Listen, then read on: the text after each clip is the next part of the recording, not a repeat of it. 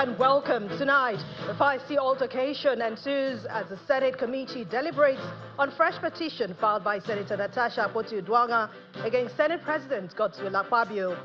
Senate launches investigation into alleged systemic abuse of federal character principle in the public sector.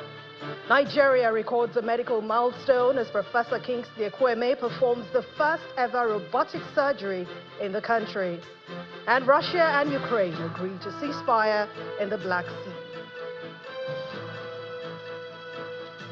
In our business, Petroleum Products Retail Outlets Owners Association of Nigeria says new fuel shortage urges Nigerians to avoid panic buying. On sports news tonight, Super Eagles qualification for the 2026 FIFA World Cup still shaky as the Warriors of Zimbabwe forced Nigeria to a draw at the Godswill Akpabio Stadium in Uyo, Akwa Ibom State. And from Abuja, Senator Ali Ndume decries the rising spate of insecurity in Borno State, confirms attacks on 2 military formations in the state.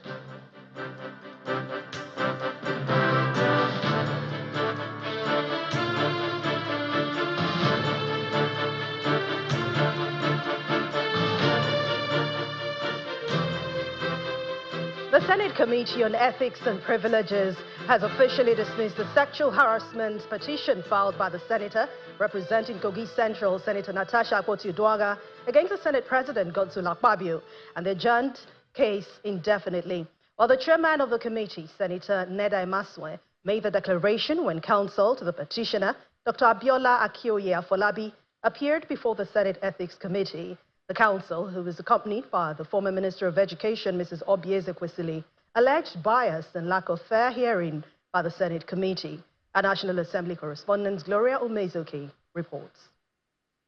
3 weeks after the suspension of Kogi lawmaker Senator Natasha Akpoti-Uduaghan, counsel to the petitioner appeared before the Senate Committee on Ethics, Privileges and Public Petition, led by its chairman, Senator Neda Imaswe.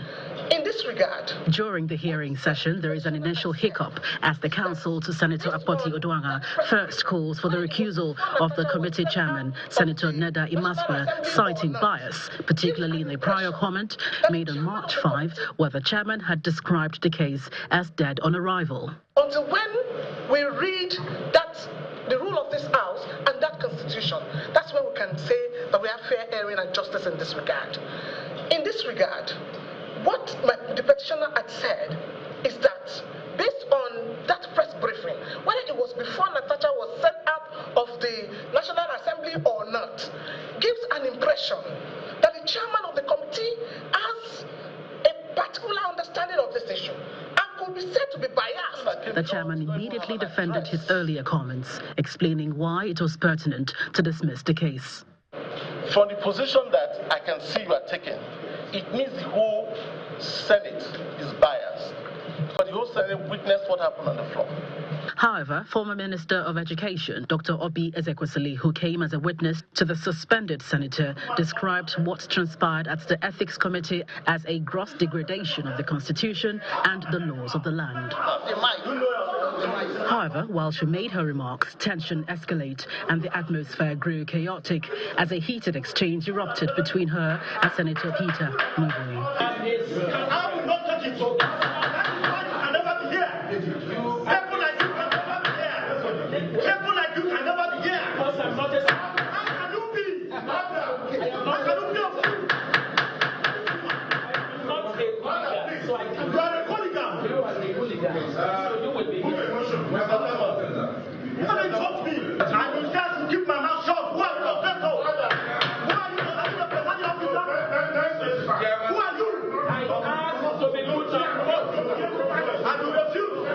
Calm was later restored. Two things. One, the petitioner said he would not speak to his petition because the Senate is biased, or I'm biased, or the committee is biased. Two, the respondent has just told us, and the papers are before you, that this case is before a competent court of law. Therefore, this committee will allow a court of law that will not be biased to handle this matter. Therefore, this matter is closed here at the Senate and is adjourned. As the case stands adjourned, Sinadir and the parties aggrieved, it isn't clear what the next line of action for the Senate will be. From the National Assembly, Gloria Umezuke, Channels Television News. We head over to the court now, where Justice Obiora Egwatu of the Federal High Court Abuja has recused himself from the case filed by Senator representing Kogi Central Senatorial District, Senator Natasha Akpoti-Uduaghan. At the day's proceedings, Justice Egwatu announced the decision to withdraw from the matter after the usual court appearances, citing allegation of bias from the third defendant of the case, and that's Senate President Godswill Akpabio, as a major reason for his decision. Senator Akpabio had expressed lack of confidence in the ability of the court to do justice on the matter, hence the development. Justice Egwatu further added that the case file will be returned to the Chief Judge of the Federal High Court, Justice John Soho, for reassignment to another judge. The Independent National Electoral Commission, INEC, says it has received a petition to recall Senator Natasha Akpoti-Uduaghan, but insists that the request did not meet the requirements for the action. A statement by INEC's National Commissioner and Chairman Voter Education, Sam Olumekun, says the petition from Kogi Central Senatorial District was accompanied by 6 bags of documents which contained signatures from over half of the 474,554 registered voters spread across 902 polling units in 57 registration areas and wards in the 5 local government areas of Adavi, Ajaokuta, Ogori, Mangongo, Okehi, and Okene. The INEC commissioner explains that the electoral umpire noticed some missing pieces in the petition, adding that once the petition meets the requirements of submission as contained in the regulations, the commission will commence the verification of the signatures in each polling unit in an open process restricted to registered voters that signed the petition only. To other stories, the Senate has commenced investigation into alleged systemic abuse of the federal character principle in recruitment, promotions, political interference, and infrastructural development across all ministries, departments, and agencies. The probe aims to assess compliance with Section 14, subsection 3, and Section 14, subsection 4 of the 1999 Constitution, which mandates fair and equitable representation in the public sector appointments and resource allocation. This resolution follows a motion raised by Senator Ositangu during plenary today. As lawmakers reconvene for the first plenary session of the week, concerns over an asymmetrical implementation in what it describes as a systemic abuse of the federal character principle in the nation's public sector is the crux of an intense debate. The constitutional criteria for equitable distribution of employment, which requires that each state contributes its proportionate quota of 2.75% of the national workforce, and the Federal Capital Territory to account for 1% of the workforce, while catchment areas are to address localized recruitment for junior staff up to 75% of positions. The issue of equity and non-inclusiveness has clearly struck a nerve with the lawmakers. My zone has been the greatest victims of this breach.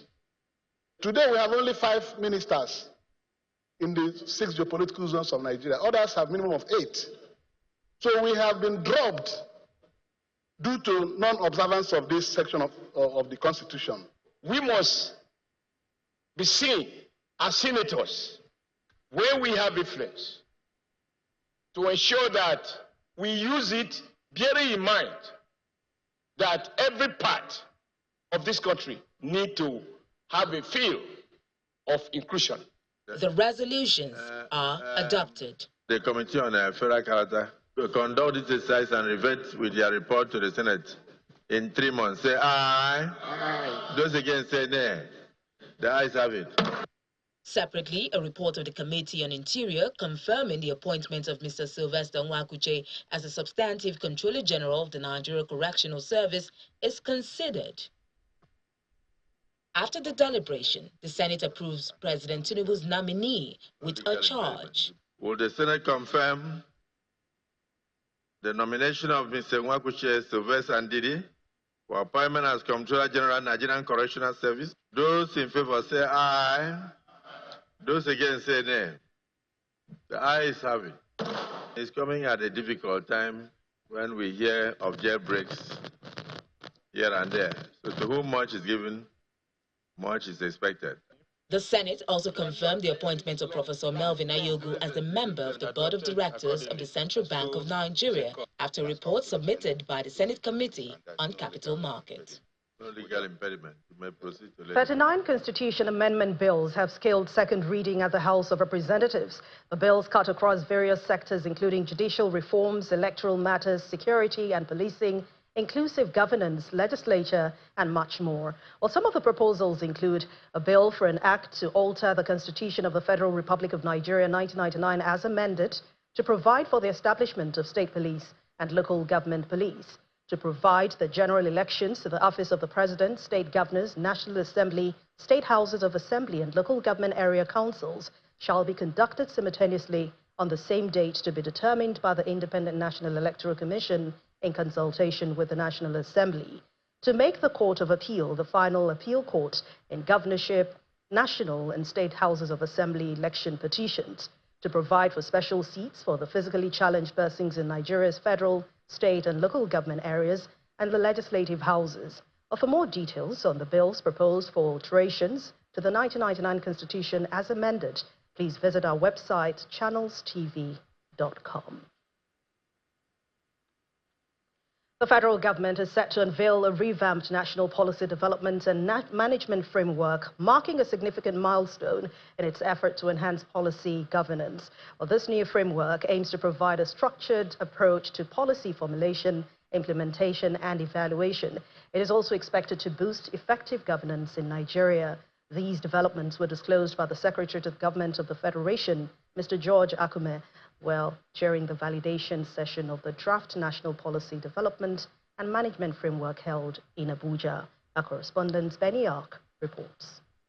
The validation session for the Draft National Policy Development and Management Framework brings together key stakeholders in the policy development process. The Nigerian Economic Summit Group. The session is attended by representatives from the various government institutions, including the Secretary to the Government of the Federation, the National Institute for Policy and Strategic Studies, and the National Economic Summit Group. Also in attendance are development partners, civil society organizations, and technical experts. The session aims to refine the Draft National Policy Development and Management Framework, which seeks to improve the quality, consistency, and coordination of policy making across ministries, departments, and agencies.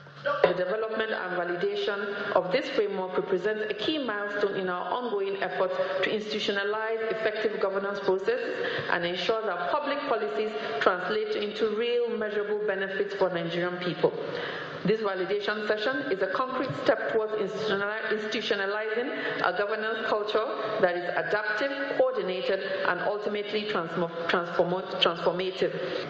This framework allows us for the debates that must happen between which proposal might win, for the coordination of those proposals into a coherent framework that then meets the broad acceptance in terms of consensus for its review, its approval.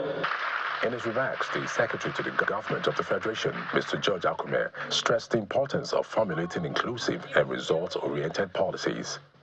A robust policy framework must not only define priorities, but also provide clear implementation pathways, assign institutional responsibilities, and establish mechanisms for tracking impacts. This is what distinguishes a well-governed nation from one where policies exist only in name. A key takeaway from the event is the emphasis on the importance of stakeholder engagement and collaboration throughout the policy cycle, and stakeholders agreed that it must be rooted in the collective experience, insight, and wisdom of all relevant actors. Benny Ark, Channels Television News. In part two, after the break, Nigeria records a medical milestone as Professor Kingsley Ekweme performs the first ever robotic surgery in the country. Please join us again. Welcome back. If you've just joined us, you're watching the news at 10 on Channels Television, broadcasting live from Lagos. A reminder of our main stories. A feisty altercation ensues as the Senate committee deliberates on fresh petition filed by Senator Natasha Akpoti-Uduaghan against Senate President Godswill Akpabio. Senate launches investigation into alleged systemic abuse of federal character principle in the public sector. Nigeria records a medical milestone as Professor Kingsley Ekweme performs the first ever robotic surgery in the country. And Russia and Ukraine agree to a ceasefire in the Black Sea.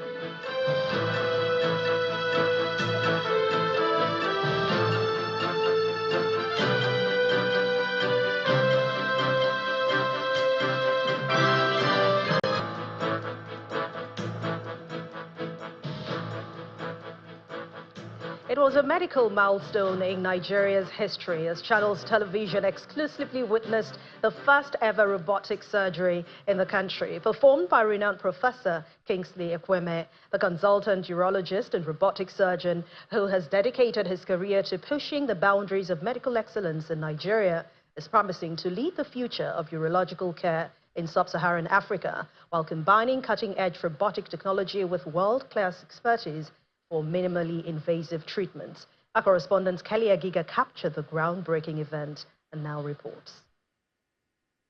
It's a historic moment at the Prostate Clinic, Nigeria, where Professor Kingsley Ekweme and his team are preparing for the pioneer robotic-assisted radical prostatectomy. This pre-surgical meeting affords Professor Ekweme to set the ground rules with explanations of the workings of the robotic technology. Those blue ones are the robot arms that we're going to look. On the right-hand side, the fourth arm is usually the first one on the right-hand side of the patient. Next, the consultant urologist and robotic surgeon takes me to the Lady Caroline Theatre.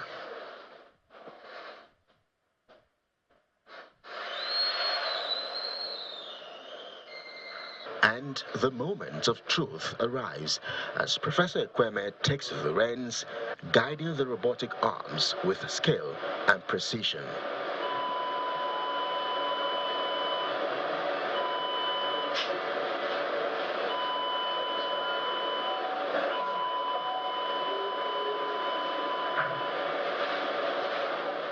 And after minutes of carefully dissecting the patient, the surgery is a success. Thank you, everybody. Thank you, team. It's been a fantastic day.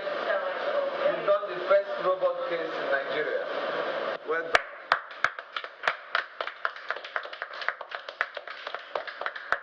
This is the Da Vinci robot. That's the state-of-the-art robot system.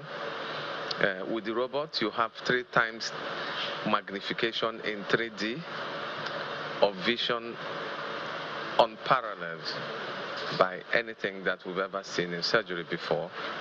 And with the robot, you have 7 degrees of freedom of movement.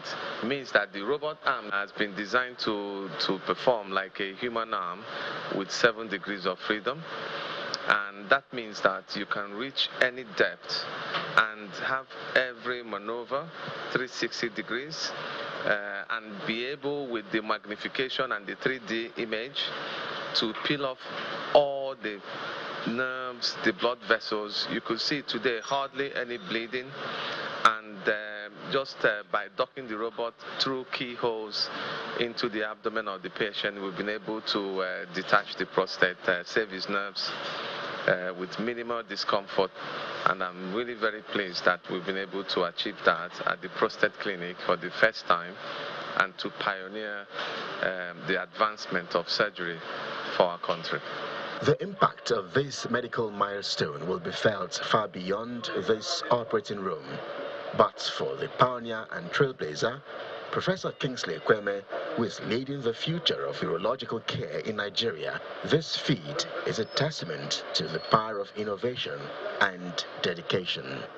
Kelly Agiga, Channels Television News. That's indeed the beauty of technology. Let's head back to the courts now, where the Federal High Court sitting in Lagos has adjourned indefinitely the proceedings of a case of an alleged $225.8 million debt Old First Bank of Nigeria Limited, and FBN Quest Trustees Limited by an oil and gas company firm, General Hydrocarbons Limited, GHL. Justice Dainde Dikweolu adjourned indefinitely to await the outcome of the appeal filed by the parties. At the proceedings today, Butchio Folue represented the plaintiff, First Bank, and FBN Quest trustees, while Taiwo Doherty and Wilson Nokereke represented the first defendants, General Hydrocarbons Limited. Senior Advocate of Nigeria, Olumide Aju, represented the second to feed defendants, Nduka Obiegbena, and other directors of GHL. IOEK represented the sixth and seventh defendants, Amonte Nigeria Limited and Caldine Oil Production BBS Limited, while another counsel, Uzuamaka Ikbeazu, represented the 13th defendant, Glencore Energy UK Limited. Aju told the court that parties have filed and exchanged briefs as the Court of Appeal, but after listening to the lawyers, Justice Dikweolu, in a short ruling, adjourned proceedings indefinitely to await the outcome of the appeal. In Rivers State, the sole administrator has appointed legal expert Professor Abibia Lucky Warika as the new secretary to the state government. This follows a selection process highlighting Professor Warika's extensive experience in academia and international law. Meanwhile, the head of the service has resigned and Dr. Mrs. Nyingi Brown has been appointed as the acting head of service. The News at 10 continues now as we head over to Abuja studios where Gloria Umezoke is standing by. Hello, Gloria. Many thanks, Anne. We begin in Borno State, where some persons suspected to be Boko Haram terrorists have raided 2 military bases in Damboa and Wolgo in Gamburu and Ngala local government areas of the state, allegedly killing 2 soldiers in the process. By confirming the attack, the senator representing Borno South Senatorial District, Senator Ali Ndume, decried the rising spate of insecurity in the state. According to him, many communities in Goza, Askira Uba, Chibok, Damboa, Biu, and Hawul have been witnessing series of attacks, destruction, and looting of property without any confrontation by security forces. He adds that it is also unfortunate that these attacks are coming at a time when Governor Babagana Zulum is making efforts to reopen the Maiduguri-Bandoa Damboa Biu Road, which connects about 5 local government areas in Borno's South Senatorial District to Maiduguri, the state capital. A more investment between Africa and the Caribbean has been described as a partnership that will see to the socio-economic development of both continents. Speaking at the Afro-Caribbean Investment Summit in Abuja, the Group General Manager of Aquarian Consults, Mrs. Aisha Mena, explains that the forum will help Nigerian businesses and investors explore opportunities in the Caribbean while also allowing Caribbean investors to access potential ventures in Africa. She emphasized that while Caribbean nations offer vast lands and investment-friendly policies, Nigeria has a wealth of innovative entrepreneurs and businesses in need of investment, making the summit a timely opportunity for economic collaboration.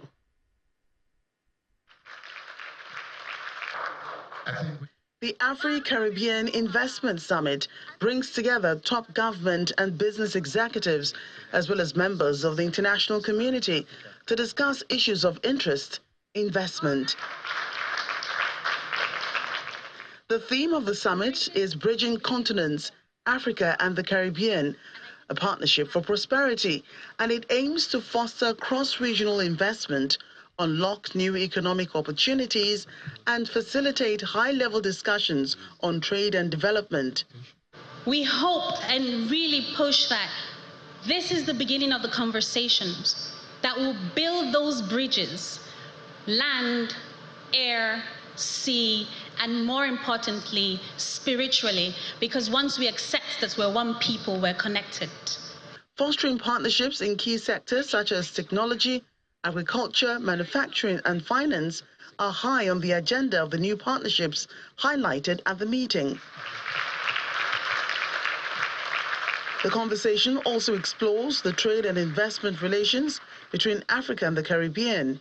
African governments are seeking new and innovative ways to attract investment and nurture industry, implementing strategies that involve targeted investment infrastructure, improve regional integration, establishment of special economic zone for priority subsectors. However, in order to reach its manufacturing and industrial potential, much needs to be done. We must recognize that in each other, we see reflections of ourselves. And in coming together, we unlock a wealth of possibilities that can lift generations out of economic uncertainty and into shared prosperity. And there was support for intercontinental trade from the Africa Export and Import Bank. As we move forward, let us remember that the future of global Africa is not just about economic transactions, but also about reclaiming the narrative while ensuring that Africa becomes a true leader in the global economic affairs. Over the next 3 days, participants will discuss other areas of partnerships between the two continents for the benefit of their people. Still ahead on the news at 10, Petroleum Products Retail Outlets Owners Association of Nigeria says no fuel shortage, urges Nigerians to avoid panic buying. Please stay with us. Welcome back. You're still watching the news at 10, coming to you live on Channels Television.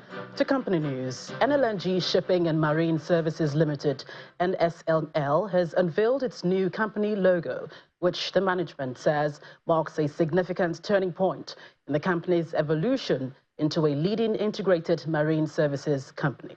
At the unveiling ceremony in Lagos, the managing director and chief executive officer of the company, Mr. Abdulkader Ahmed, says while this event speaks to NSML's growth, diversification and expansion, it also reinforces the company's commitment to collaborative success, excellence and much more. It's a significant occasion in the life of NLNG Shipping and Marine Services Limited, a maritime industry giant. Little wonder the management is excited to share the good news with the media. NSML, established in 2008 as a mining company, has transited into an international maritime services company providing top-of-the-range services in terminal operation, training, business advisory, and much more. The company now unveils a new face. And now, with this proud history, NSML is ready to embrace a new identity, one that will reflect the company's commitment to innovative shipping solutions and set the tone for a future that offers more transformational value on a global scale. The idea is to consolidate on its strides and quests to keep offering safe, innovative and sustainable world-class marine services. Our decision to rebrand stems from a desire to have a modern corporate visual identity that is reflective of the new NSML and its future aspirations. Expand our footprint, embrace global opportunities, position NSML as a truly world-class shipping and marine services company. By rebranding, we are declaring our ambition to be a trusted partner in the global maritime industry, meeting the evolving needs of the industry with cutting-edge solutions and unparalleled service. Its green, lemon and blue colors are swiveled with NSML at the center, symbolic of the company's strategic placement in the heart of NLNG, its parent company, and a mark of its agility, evolution and growing role in providing world-class services. And as stakeholders in the maritime sector, it is important that we embrace the new brand with open mind, in view of NSML's proven business prowess. And together we will unlock new opportunities and shape the future of shipping operations in Nigeria and beyond. In line with our strategic intent of be safe, be reliable, and create value, we'll continue to provide innovative and sustainable marine services, not only within the NLNG group, but within the Nigerian maritime space and the African maritime space as well. And the management says going forward, clients should expect a demonstration of the company's commitment to professionalism, innovation, and satisfaction.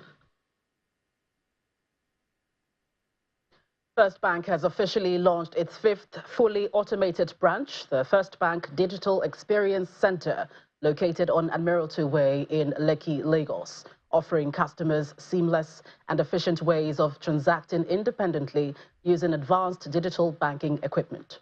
The new branch is the 5th center and counting, designed to solidify First Bank's leadership in Nigeria's digital banking transformation. The Bank of Many First Bank Nigeria has done it again, this time marking another milestone in its push for digital banking innovation. At the launch, the bank's Chief Executive Officer Olusegun Alebioshu speaks about the importance of digitalization in the financial services space. When we were younger, we go to bank every day. We have our Barclays card, Barclays bag they give to us, and teller. All the daily says every morning you go to bank, go and bank it. You see cashier, you will do everything. Today, how many people carry cash to bank? POS, transfer, USSD, online transfer. That's what you see. Then the official launch. The bank's executives get first-hand experience of the new facility equipped with self-service kiosks for fund transfers, card vending machines capable of issuing ATM cards within 3 minutes, automated teller machines, and teller cash recyclers for depositing money. Everything is there. 100. This is future of banking. This is innovation. And what we've done is just make it easier for our customers to transact with us. So you can come in and your own request for your own ATM, and in 3 minutes, your ATM will be with you, and you can use to transact in the same bank. So just imagine on a Sunday morning, you don't have anything in your hand, you lost your ATM card and all those things. Just walk in, and in 3 minutes, you have another ATM card to transact, and happy Sunday. You can imagine that. You can pay in your money on your own. You can do your transfer. You can do your account change. You can do your ATM, your email change. You can do many things on your own, not anybody interfering. That's just the future of banking, actually. Do it yourself. And ease. I can tell you that it's secure. So initially, when we opened the other digital experience centers, for the card vending, for the self-service kiosks, all you needed was just your biometric. But from today, I'm sure you also observed that beyond the biometric, we're looking at our phone. That's the OTP. So now we decide to enhance that security. So with the enhanced security, I can tell you that customers can be rest assured that they are safe. First Bank says it will continue to retain its position as a leader in digital banking solutions, ensuring that their customers have access to next-generation services tailored to their needs.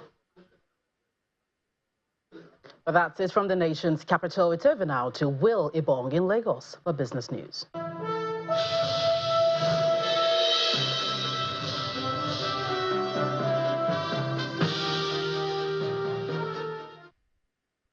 Thank you, Gloria. Now, the Petroleum Products Retail Outlets Owners Association of Nigeria, Petron, has assured Nigerians that there is no fuel shortage and urged against panic buying.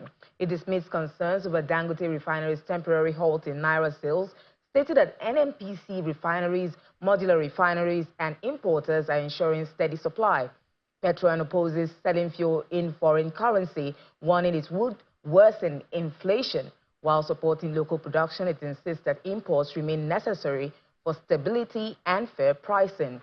The group also called for a review of the Petroleum Industry Act to improve efficiency and commended the government for allowing market-driven fuel pricing. And the federal government and NECA will launch a new expatriate administration system on May 1, 2025 to improve documentation and security. The Minister of Interior, Olubunmi Tunde Ojo, made this known after a closed-door meeting with private sector leaders in Abuja. The system will ensure all expatriates are registered with the Nigerian Immigration Service, supporting economic recovery and compliance. A 3-month amnesty window will allow expatriates to regularize their status before strict enforcement begins on August 1st. And the Presidential Enabling Business Environment Council, PEBEC, is addressing concerns over new financial charges imposed by the Financial Reporting Council of Nigeria, FRCN. The PEBEC Director General, Zara Aldu, announced plans for stakeholder engagements to resolve issues affecting public interest entities, PIs. Recent amendments to the FRCN Act expanded the PI definition to include private companies, concessions, and privatized entities. The Manufacturers Association of Nigeria, MAN, has opposed the new charges, warning that they could burden non-listed companies. Mrs. Aldu assures businesses that PEBEC is committed to fostering transparency, improving ease of business, and maintaining Nigeria's competitiveness. Let's check in on the Debt Management Office, DMO, which has allotted 271.14 billion naira in its latest bond auction for March 2025, with 4.69 billion naira for the 5-year bond and 265.45 billion naira for the 9-year bond. According to the DMO, investor demand was significantly higher for the 9-year bond, which cleared at 19.99%, while the 5-year bond saw weaker interest. The auction, held on March 24, reopened at 19.3% April 2029 and 19.89% May 2033 bonds. Speaking of bonds, we're jumping to the stock markets. We saw sustained bullish sentiments as banking stocks begin dividend announcements. John Mekwa tells us more.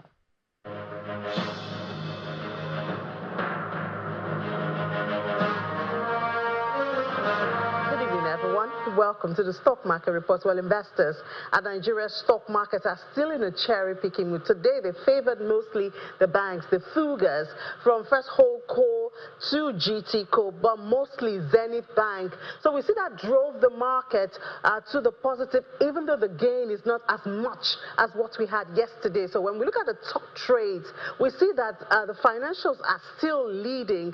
So from Accessco, which most of the time does well, and then UBA, maybe reactions are following those impressive results that they shared yesterday. 3 naira dividend for UBA. That was announced yesterday. And Universal Insurance, that has also entered the top trades. At the close of trade today, not as much as yesterday, but 26 billion was added to the market cap. So we're still retaining 66 trillion, and we're still on 105,000. Market gain 0.04%. So for the second trading day of this week, we still have the bull on the floor of the NGX.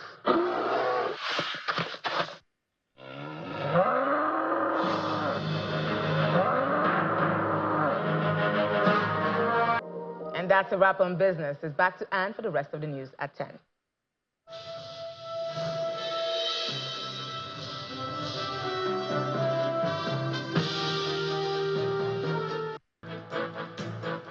Welcome back. The United States says that Russia and Ukraine have agreed to ensure safe passage for commercial shipping in the Black Sea and stop military strikes. However, Ukraine is saying that any movement of Russian naval vessel will be a violation of that agreement.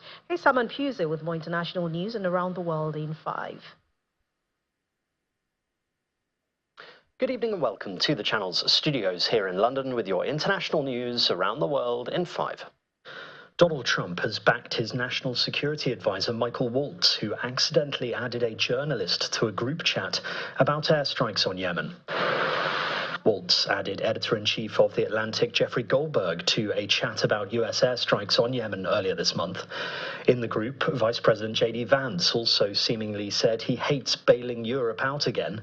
Allegedly sensitive military details were also shared. I found it completely improbable that the top national security leadership in the United States would be discussing on a commercial messaging app the possible imminent attack on another country, and that they would mistakenly, I assume mistakenly, invite the editor-in-chief of The Atlantic magazine into their discussion. You're talking about a deceitful and highly discredited so-called journalist who's made a profession of peddling hoaxes time and time again, to include the hoaxes of Russia, or the fine people on both sides hoax, or suckers and losers hoax. So this is the guy that peddles in garbage. This is what he does. Nobody was texting war plans, and that's all I have to say about that. Thank you. Democrats have slammed what they say is incompetency at the heart of the Trump administration and called for a full investigation. It's bad enough that a private citizen was added to this chain, but it's far worse that sensitive military information was exchanged on an unauthorized application. The Kremlin says talks between the US and Russia on Ukraine focused on creating safe shipping lanes in the Black Sea, but the details will remain private. Foreign Minister Sergei Lavrov adds that Russia is in favor of resuming the Black Sea Grain Initiative, a deal allowing Ukraine to safely export grain. Officials met for 12 hours in Saudi Arabia on Monday and were expected to release a joint statement today. Turkey's President Recep Tayyip Erdogan has blamed opposition parties for provoking a movement of violence as protests in the country continued for a sixth night. Unrest began in Istanbul last Wednesday when the city's mayor, Ekrem İmamoğlu, Erdogan's main political rival, was detained on corruption charges. İmamoğlu said the allegations against him were politically motivated, a claim Erdogan has denied. Turkey's main opposition party, the Republican People's Party, which announced İmamoğlu as its presidential candidate on Sunday, said the demonstrations will end on Tuesday. A Sudanese war monitor has accused the military of killing hundreds of people in an airstrike on a market in the country's western Darfur region. The emergency lawyers group, which documents abuses by both sides in Sudan's civil war, said the bombing of Tura market was a horrific massacre that also left hundreds injured. Videos posted on social media, some by the army's rival, the Rapid Support Forces, showed the smoking ruins of market stalls and bodies charred beyond recognition. The former FIFA president, Sepp Blatter, and celebrated French footballer Michel Platini have been cleared of corruption charges relating to allegations of fraud at the global footballing body. An appeals court in Muttenez, near Basel in Switzerland, cleared the two of impropriety over a payment of 2 million Swiss francs Blatter made to Platini in 2011. Both men have consistently denied wrongdoing. The long-running case stems from 2015 when FIFA became mired in allegations of fraud and corruption, culminating in a dramatic raid in Zurich resulting from a separate US probe. And a previously unknown photo album belonging to Winston Churchill's so-called spy cousin, Claire Sheridan, is set to sell for thousands. The album contains more than 80 photographs from her secret trip to Soviet Russia in 1920, which led to the British government thinking she was a Russian spy. The pictures document Miss Sheridan's journey from the Isle of Wight with Kamenev through Norway and into the Kremlin. The auctioneer who discovered the album during a routine valuation described the moment as a eureka find. And that's your international news around the world in 5. Now back to the channel's studios in Lagos.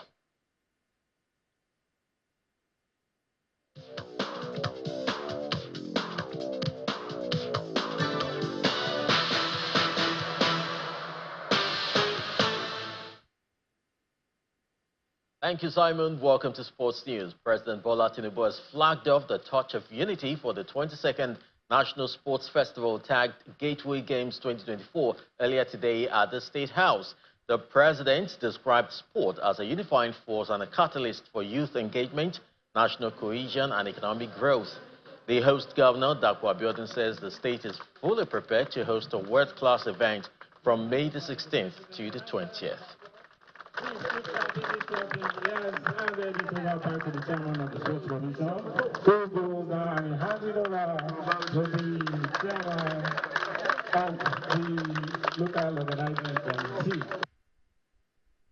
are not only ready to host over 10,000 athletes and officials, but also to warmly welcome guests and supporters from every corner of the Federation.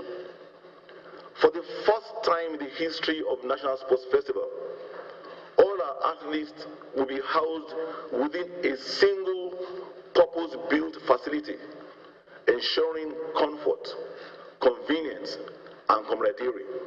Every step we take together towards the festival is not merely an act of preparation for a reporting event, but a reaffirmation of our collective commitment to nation building through sports. Your Excellencies, ladies and gentlemen, let me reiterate this administration's commitment to supporting and providing an enabling environment and incentives for sport development at all levels. The Super Eagles of Nigeria were held to a 1-1 draw by Zimbabwe in their 2026 FIFA World Cup qualifying matchday 6 clash played earlier today at the Godswill Akpabio Stadium in Uyo.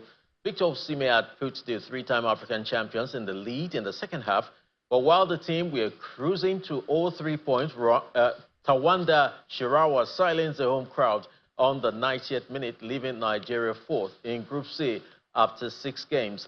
The result put a dent on Nigeria's chances of securing a place at the next year's World Cup. South Africa, meanwhile, maintained the lead at the top of the table following a 2-0 win against Benin, while Rwanda and Lesotho played a 1-1 draw. Iran has booked their place in the 2026 World Cup following a 2-2 home draw against Uzbekistan at Tehran's Azadi Stadium earlier today. Inter Milan striker Mehdi Taremi scored twice in the second half as Iran secured their place in the finals for a 4th consecutive time and 7th in total.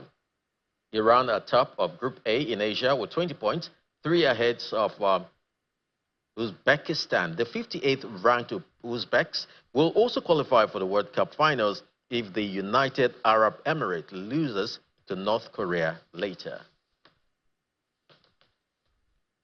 That sports is back to you, Anne.